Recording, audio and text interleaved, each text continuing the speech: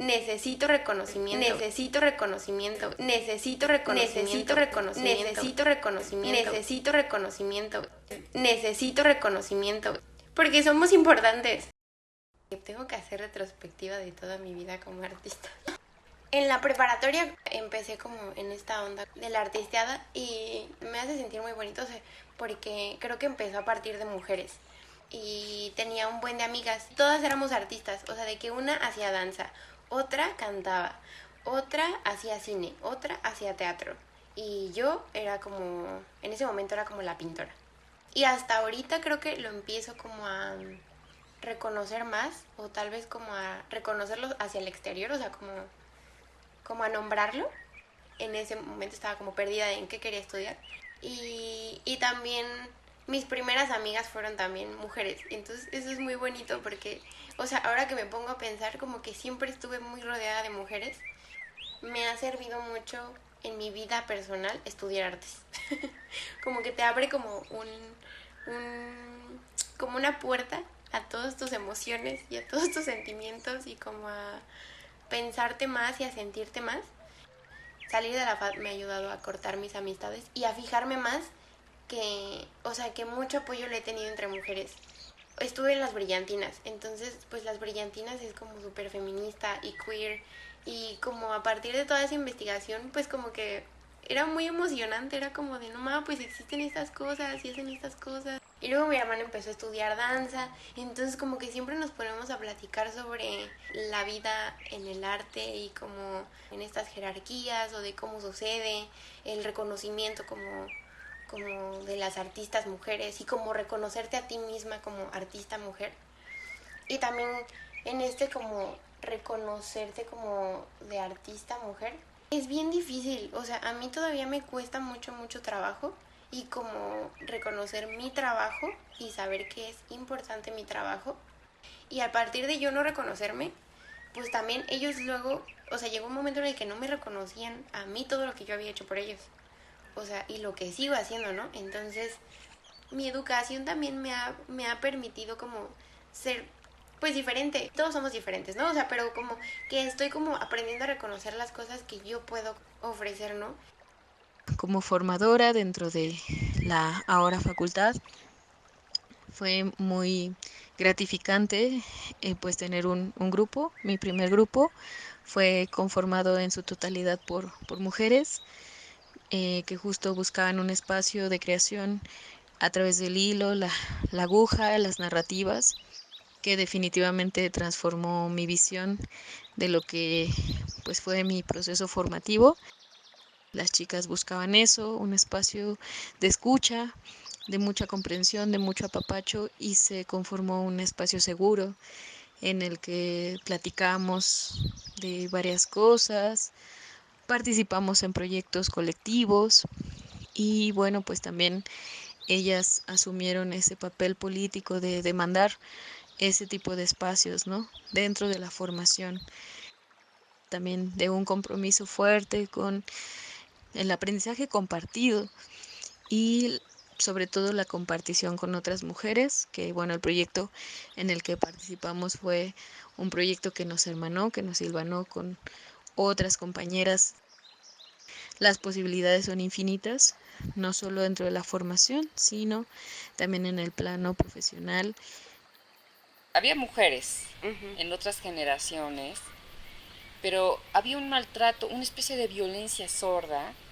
Mi generación fuimos como las de puras niñas bien, que por equivocación se habían metido porque querían estudiar diseño gráfico o algo, o las que queríamos ser artistas.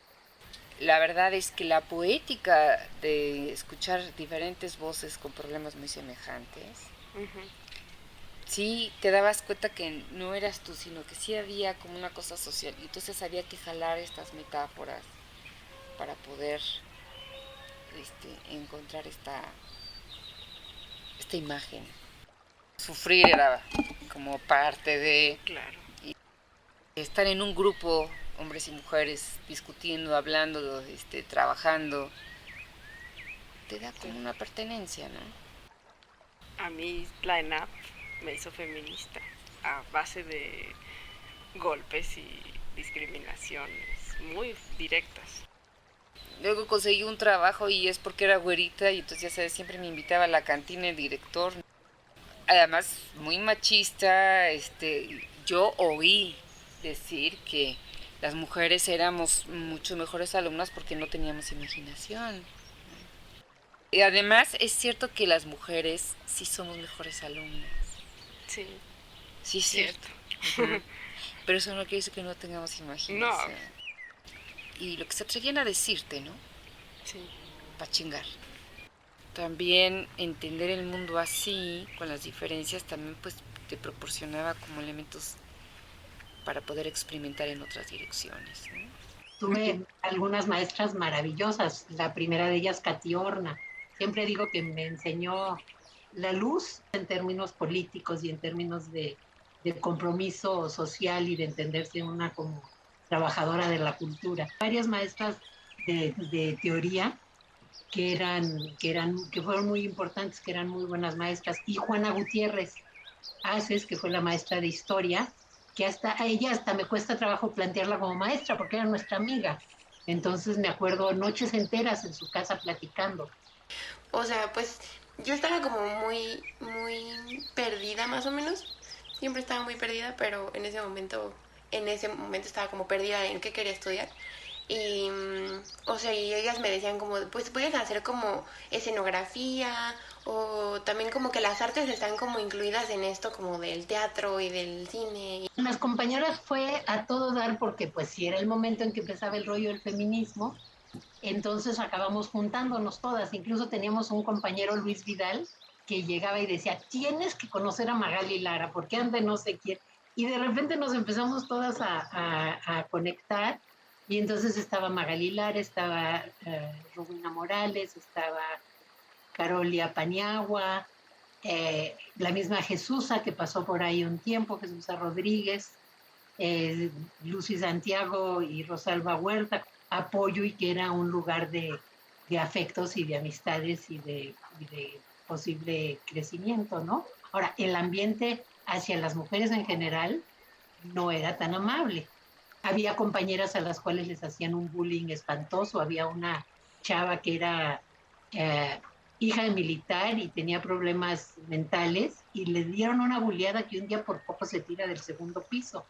Tuvimos que salir corriendo a la dirección a decir, oigan, por favor, si no hacen algo se va a tirar. Entonces, no era fácil en ese sentido, ¿no? Pues como son las facultades, como son las escuelas de arte, mucho el rollo de que como somos artistas podemos hacer lo que queramos, lo cual implica todo el acoso sexual, etcétera, etcétera, ¿no?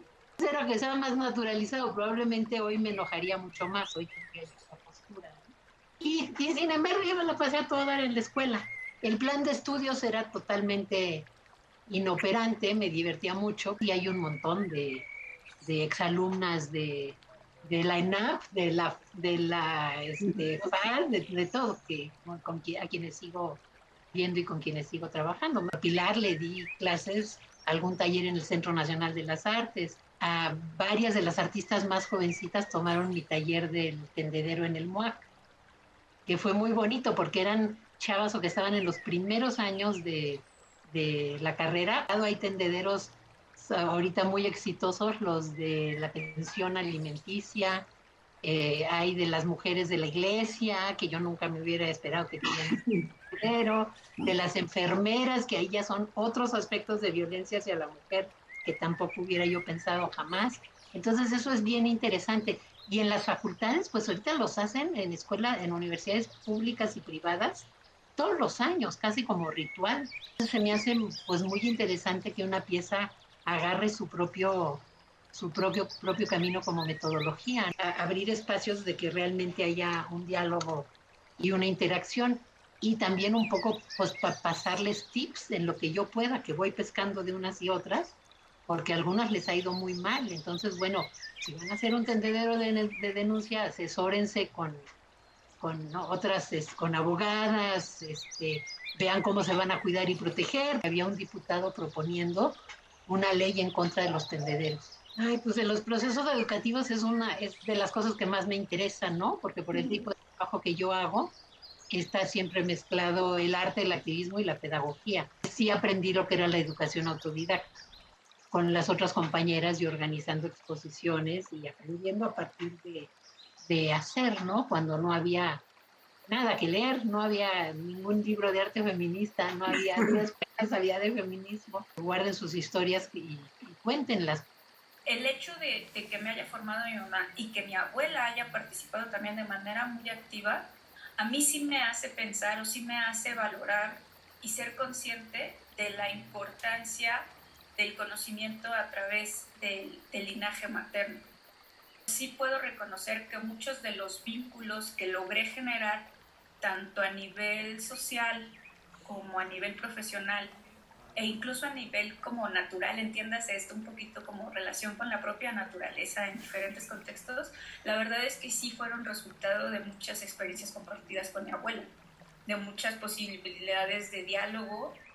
Yo siendo acompañante en los procesos académicos investigativos como docente en la FAD, tanto en el periodo que fui de licenciatura como ahora en el área de posgrado, creo que son muchas veces esos vínculos que aprendí y que compartí con mi abuela, creo que son esenciales para poder establecer vínculos y generar ambientes de confianza en los espacios educativos.